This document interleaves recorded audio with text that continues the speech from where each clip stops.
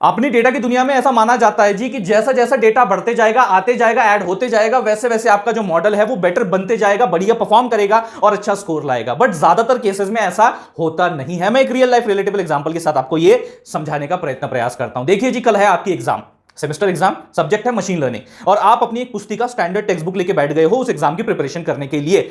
अब आपका दोस्त आपको एक और टेक्स्ट बुक भेज देता है, आपका दूसरा दोस्त आपको एक और टेक्स्ट बुक भेज देता है, कोई एक रेफरेंस गाइड भेज देता है, आपके जो टीचर है वो भी आपको भरी मोटी भैया किताब जो है वो भेज देते हैं प्रिपरेशन के लिए। तो यानी कि 3-4 किताबें अब आपके पास हो चुकी है। Let's consider that way. अब डेटा तो आपका बढ़ते जा रहा है, तो आपका जैसे जैसे डेटा बढ़ते जा रहा है वैसे वैसे प्रिपरेशन तगड़ी होनी चाहिए कि नहीं? मार्क्स में भैया पेपर में फोड़ देंगे पूरी तरीके से, बढ़िया मार्क्स लेके आ जाएंगे, होना चाहिए कि नहीं?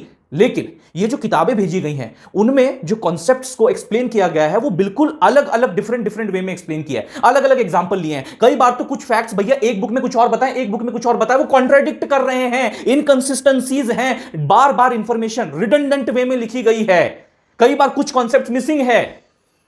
अब ऐसे सिचुएशन में भैया इतना सारा डेटा लेके भी क्या फायदा, जब इतना सारा कंफ्यूजन अब आपके दिमाग में क्रिएट हो चुका है। आप एग्जाम हॉल में जाते हो और अब सिर्फ सोच में पड़ गए हो, उस कंफ्यूजन में हो कि क्या सही था, क्या गलत था, क्या कंसीडर किया जाए लिखने के लिए, क्या न किया जाए। यही कंफ्यूजन आपके मॉडल के दिमाग में भी होता है जब आप ज्यादा से ज्यादा अननेसेसरी, इररिलेवेंट, मिसिंग वैल्यूज वाला, रिडंडेंट, इनकंसिस्टेंट डेटा जब ऐड करते जाते हो तो वो भी कंफ्यूज हो जाता है और पुअर परफॉर्म करता है। ये बात आपको समझनी है। तो हर बार ही ऐसा मत समझिए कि भैया more data is equal to better model.